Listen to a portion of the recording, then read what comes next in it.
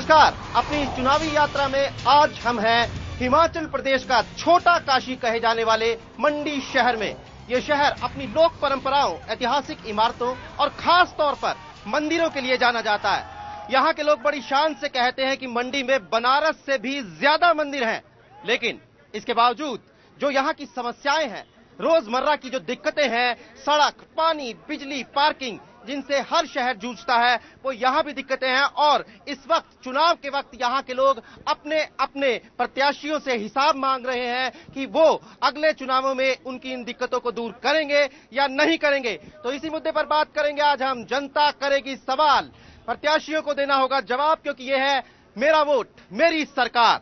और आज के अपने इस सफर में हमारे सबसे पहले मेहमान हैं कांग्रेस पार्टी के सिटिंग एमएलए, मौजूदा विधायक अनिल शर्मा। बीजेपी जो राज्य में सत्ता में है, लेकिन मंडी में यहां पर उनका विधायक नहीं है, लेकिन बीजेपी की नुमाइंदगी करेंगे डीडी ठाकुर। इसके अलावा इन दिनों हिमाचल प्रदेश की राजनीति में अपनी दस्तक दे रहा तीसरा मोर्चा देशराज सीपीआई के कैंडिडेट तीसरे मोर्चे की तरफ से अपनी बात रखेंगे। तो सबसे पहला सवाल मौजूदा विधायक अनिल शर्मा से। अनिल जी, 5 साल से आप सत्ता में हैं, लोगों ने बड़े उम्मीदों से आपको यहां पर सत्ता सौंपी थी। आपने क्या किया लोगों के लिए और इस बार वोट क्यों दें आपको लोग? 5 सालों के अंदर मेरे क्षेत्र के अंदर, सारे हिमाचल के अंदर शायद ही मंडी ऐसा क्षेत्र है, सदर विधानसभा क्षेत्र, जहां हर गांव में, हर पंचायत में पीने का पानी दरिया से उठाकर मैंने पहुंचाने का प्रयास किया है। हर सड़कें, जो गांव की सड़कें हैं, उन सड़कों को पक्का करने के लिए सबसे ज्यादा इस टाइम विधानसभा के अंदर, जहां 24 सड़कें पीडब्ल्यूडी मिनिस्टर की है, 19 सड़कें मेरी है। सभी मंत्रियों से ज्यादा सड़कें आज पक्की मैंने कर रहा हूं। ठाकुर साहब, आप क्या कहकर लोगों से वोट मांग रहे हैं? आखिर आपके क्या मुद्दे हैं यहाँ के लोगों के सामने? अपने मतदाताओं से हम कहना चाहेंगे कि भारतीय जनता पार्टी की 5 साल की जो सरकार रही है, माननीय प्रोफेसर प्रेम कुमार धूमल जी के नेतृत्व में, उन्होंने चहुमुखी विकास सारे हिमाचल प्रदेश का किया। आज हिमाचल प्रदेश का कोई भी वर्ग ऐसा अछूता नहीं रहा जिसको वर्तमान सरकार ने कुछ न कुछ लाभ ना पहुंचाया हो। यानी आप अपनी सरकार की उपलब्धियों के नाम पर लोगों से वोट मांग रहे हैं। देशराज, आप क्या कहेंगे? आपको आखिर यहाँ तो बीजेपी और कांग्रेस दो ही पार्टियों की राजनीति होती है, आपको वोट क्यों दे लोग? अब बीजेपी और कांग्रेस की एकाधिकार की सल्तनत का युग खत्म हो गया है और पिछले 5 साल में ये दोनों भाई साहब हैं, इनसे ये पूछिए कि इनकी आपस की झगड़ा क्या है, क्योंकि ये पहले तो इकट्ठा थे। जी, मैं आऊंगा उस बात पर। दूसरी बात यह है कि मंडी का सरकारी अस्पताल प्राइवेट कंपनी के अधीन मुद्दों पर हम आएंगे देशराज, मुद्दों पर आएंगे, ये सब बातें करेंगे। सबसे पहले अनिल शर्मा जी, मैं आपसे पूछना चाहता हूं, महंगाई और भ्रष्टाचार, कांग्रेस पार्टी जो देश की सत्ता पर राज कर रही है, इन दो मुद्दों के कारण आमतौर पर वो बैकफुट पर है। लोगों का बहुत ज्यादा सरोकार है महंगाई और भ्रष्टाचार से। आपको नहीं लगता कि महंगाई और भ्रष्टाचार, इन दो मुद्दों पर आपको जनता को जवाब देना मुश्किल पड़ेगा? मैं मानता हूं कि महंगाई और भ्रष्टाचार 2 मुद्दे ऐसे मुद्दे हैं, वो पूरे देश के अंदर हैं, परंतु हिमाचल के अंदर सबसे बड़ा मुद्दा यदि भ्रष्टाचार की बात करें, हमने भ्रष्टाचार का इल्जाम हमारे ऊपर भी लगा था, परंतु विकास के आगे हमने भ्रष्टाचार को भी नीचे, ऐसी बात नहीं है। हमने विकास करके बताया इस क्षेत्र के अंदर। पर हिमाचल का जो मुद्दा है, यदि हम भ्रष्टाचार की बात करें, भारतीय जनता पार्टी कौन सी जो है, इनके नेताओं के ऊपर आज कहीं सीबीआई के छापे पड़ रहे हैं। तो इसलिए जो ये बात करना है, हिमाचल की जनता विकास के साथ जुड़ी हुई है। ओके, विकास आपका सबसे बड़ा मुद्दा रहेगा। ठाकुर साहब, विकास की आप बात करते हैं कि धूमल सरकार ने बहुत विकास किया, लेकिन मैं सड़कों पे आज घूम रहा था, इल्जाम लगता है कि मंडी इलाका चूंकि कांग्रेस के प्रभाव का इलाका है, इसलिए बीजेपी की सरकार ने यहाँ के लोगों का ध्यान नहीं रखा। इस बात का जवाब लोगों से आप कैसे करेंगे? यहाँ से हमारा विधायक कांग्रेस पार्टी का रहा है जी, तो मुख्य तौर पे यहाँ की समस्या को विधानसभा पे रिप्रेजेंट करना यहाँ के कांग्रेस विधायक का दायित्व बनता है। जब कोई मसला विधानसभा पे नहीं उठे, कोई ग्रीवेंसी जो हमारी स्टेट प्लानिंग कमेटी और ग्रीवेंसी कमेटी में नहीं उठाए तो उसका समाधान कैसे होगा? आपका मतलब है कि आपके विधायक ने ही यहाँ के लोगों की समस्याएं नहीं रखी, वरना सरकार बहुत कुछ करती। चलिए खैर, मैं लोगों से पूछता हूँ कि आखिर उनके नेताओं ने जो बातें की हैं वो उनसे कितना इत्तेफाक रखते हैं। आपको लगता है कि जो वादे आपके सामने किए जा रहे हैं वो सही हैं? मैं दोनों पार्टियों से एक प्रश्न करना चाहता हूं। दोस्तों, हिमाचल प्रदेश इस देव धरती की जो जनता है वो दोनों पार्टियों से एक प्रश्न पूछ रही है। पीछे 65 वर्ष से कांग्रेस और भारतीय जनता पार्टी की सरकार इस प्रदेश में रही है और आज हम ऐसे मुकाम पे पहुंच गए हैं कि धूमल साहब वीरभद्र सिंह को कह रहे हैं वो भ्रष्टाचारी है। सीडी का उस पर मामला बना है। मिनिस्ट्री ऑफ स्टील में जब वो मंत्री थे उसमें 2000 करोड़ का उस पर भ्रष्टाचार का मामला बना है। उसके साथ साथ 48 प्राइवेट बिल्डर्स को यहाँ बुलाया गया और जो कि वीरभद्र सिंह कह रहा है कि धूमल और उसका बेटा ये दोनों जो है इस दोनों इसको लूट रहे हैं। नहीं, हम आपसे एक प्रश्न करना चाह रहे हैं कि क्या इस प्रदेश को वीरभद्र सिंह और मिस्टर धूमल भ्रष्टाचार मुक्त सरकार दे पाएंगे या नहीं? बहुत बड़ा सवाल आपने किया, बहुत बड़ा। दोनों पार्टियों से ये सवाल है। पहले अनिल शर्मा जी, आप 30 सेकंड के अंदर बताइए, भ्रष्टाचार का सबसे बड़ा सरोकार लोगों का है, कैसे आप ये गारंटी करेंगे कि हिमाचल प्रदेश में भ्रष्टाचार की सरकार नहीं होगी? बिल्कुल नहीं होगी, क्योंकि धूमल जी ने 5 सालों के अंदर यूनिवर्सिटियों के नाम पर इस प्रदेश को बेचा है। हम ये बात रखेंगे, इस प्रदेश को बेचने वालों को नंगा करेंगे, क्योंकि आज यूनिवर्सिटी खोलने की बात करते हैं तो यूनिवर्सिटी जो है केवल सोलन में क्यों खोली गई, मंडी में क्यों नहीं खोली गई? तो इसलिए जो आज एक जो जमीन के नाम पर जो भ्रष्टाचार है उसको खत्म करेंगे। ठाकुर साहब, जमीन बेच दी गई, बेनामी सौदे हुए, ये आपके मुख्यमंत्री पर आरोप है। आप लेकिन मूल सवाल का जवाब दीजिए, कैसे ये गारंटी करेंगे कि भ्रष्टाचार मुक्त सरकार होगी? हमारी हमेशा नीतियां रही है भारतीय जनता पार्टी की, यहाँ भ्रष्टाचार उन्मूलन अधिनियम हमने पास किया है, जिसके अंतर्गत जो हेराफेरी और बेईमानी करेगा उस एक्ट के अंदर जो है उसको सजा। ठाकुर साहब, कानून तो हमेशा से है, लेकिन वो कानून कितना लागू होता है ये बड़ा सवाल है। लोगों का यही कहना है कि कानून लागू होते नजर नहीं आ रहे हैं। मैं लोगों से और सवाल लेना चाहूंगा। जी, आपका क्या सवाल है?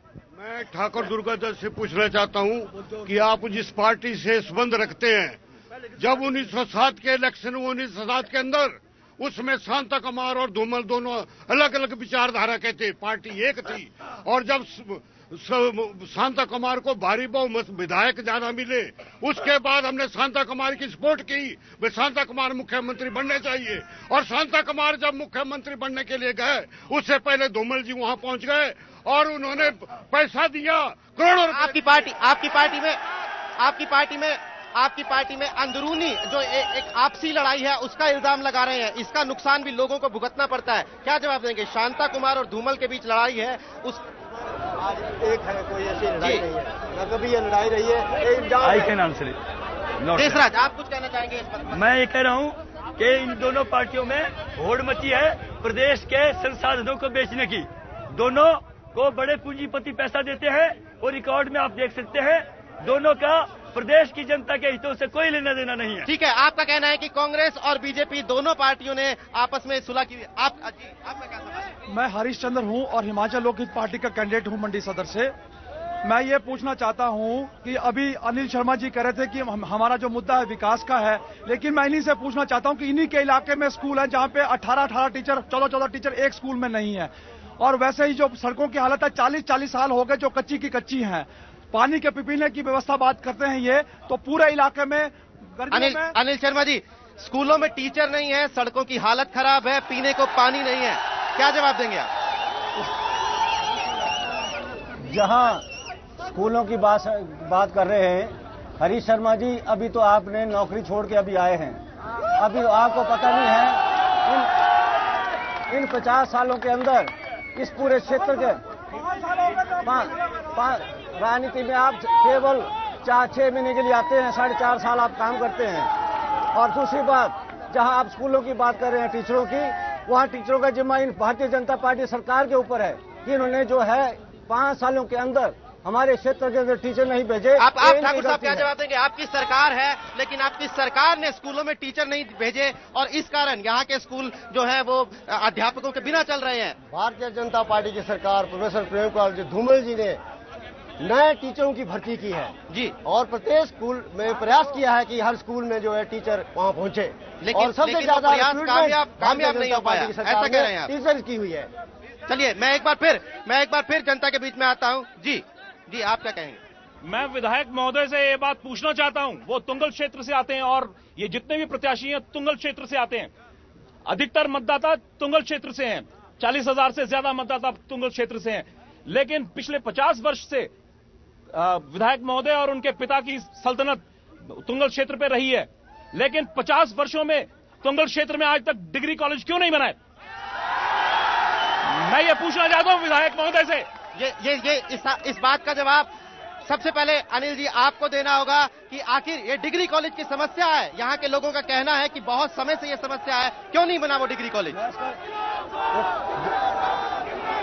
बात सुनिए, डिग्री कॉलेज की बात है। मैं इनसे पूछना चाहता हूँ, हिमाचल में कौन सा ऐसा चुनाव क्षेत्र है जहाँ 2 डिग्री कॉलेज हैं?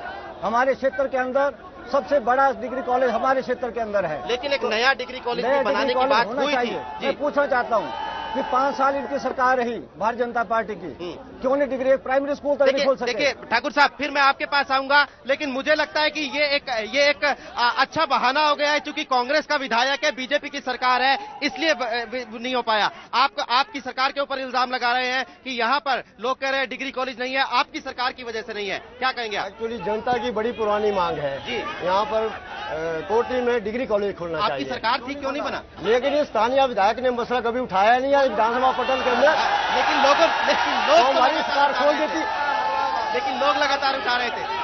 अच्छा मैं इस तरफ आता हूँ, मैं लोगों से बात करता हूँ। रुकिए आप।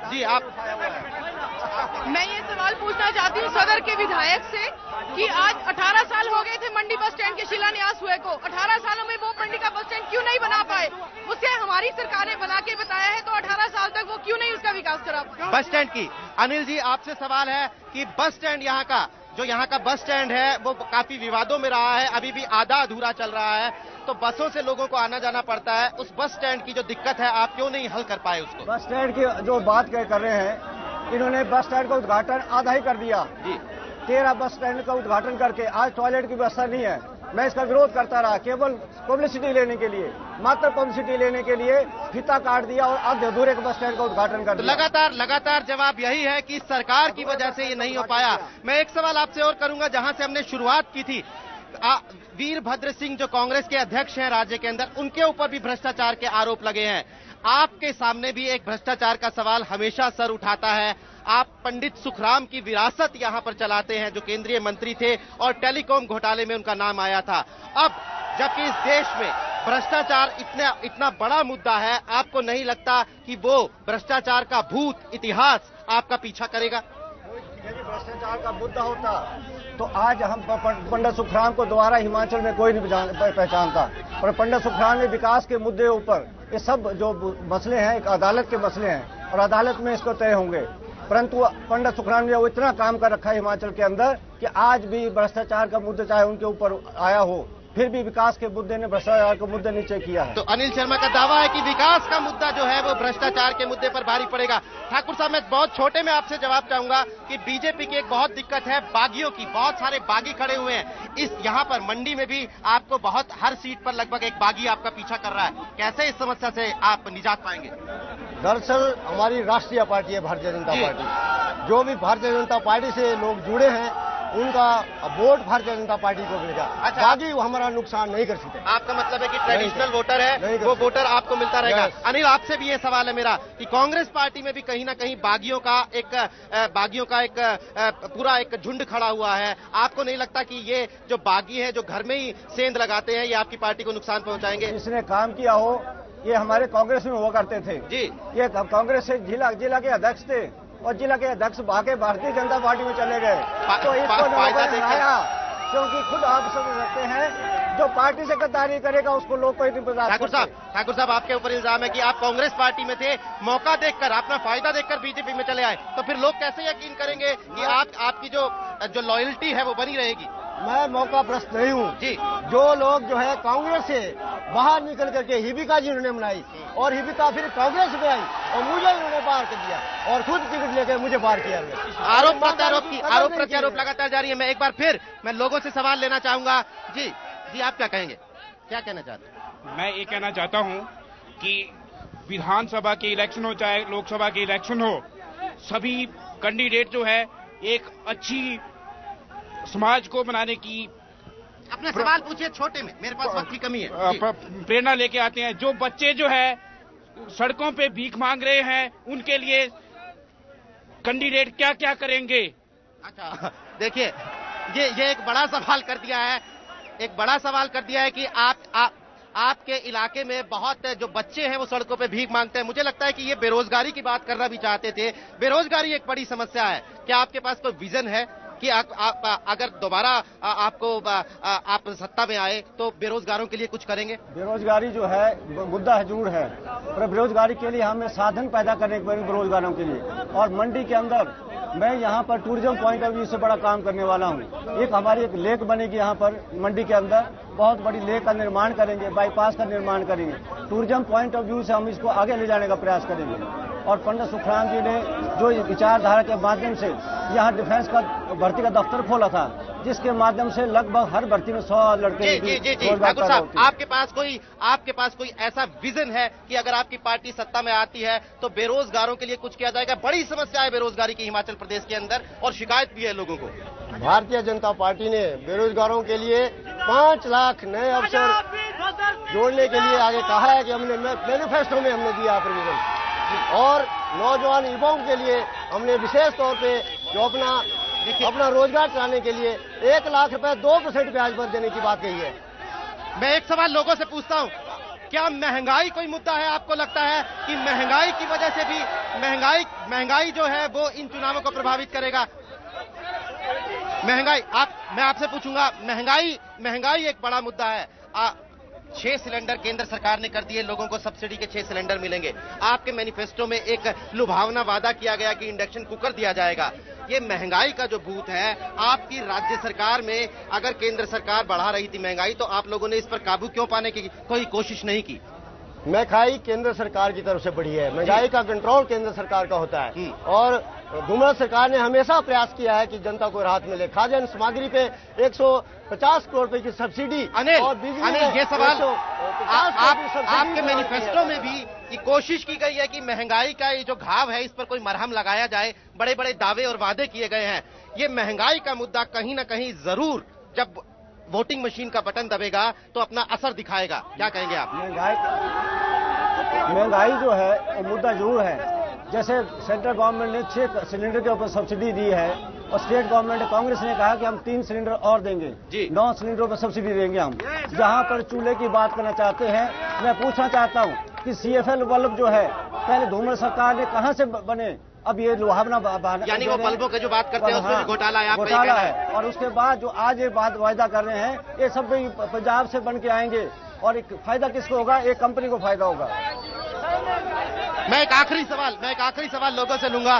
जी, आप क्या कहना चाहते हैं? महंगाई यहाँ सबसे बड़ा मुद्दा है। 10 की चीज 50 रुपए में मिल रही है, उसके ऊपर भी प्योरिटी की कोई गारंटी नहीं है, क्योंकि प्योरिटी रहता है कि हमें प्योर चीज मिले। पार्किंग की व्यवस्था के बारे में क्या सोचा हुआ है? ट्रैफिक से हमें कैसे छुटकारा दिलाएंगे? ये कैसे? जी अनिल लोग कह रहे हैं कि महंगाई तो है ही है, मिलावट भी बहुत है। यहाँ पर जो है एडमिनिस्ट्रेशन अपना काम ठीक से नहीं करता है। आप क्या कहेंगे? 30 सेकंड में आपका जवाब। एडमिनिस्ट्रेशन को काम करना चाहिए। हमारी सरकार है कि इसको हम चलिए, एक बार फिर अनिल ने ये दावा किया है कि अगर वो सत्ता में आते हैं, तमाम उम्मीदवार ये दावा कर रहे हैं कि सत्ता में आए तो वो लोगों को वो करेंगे।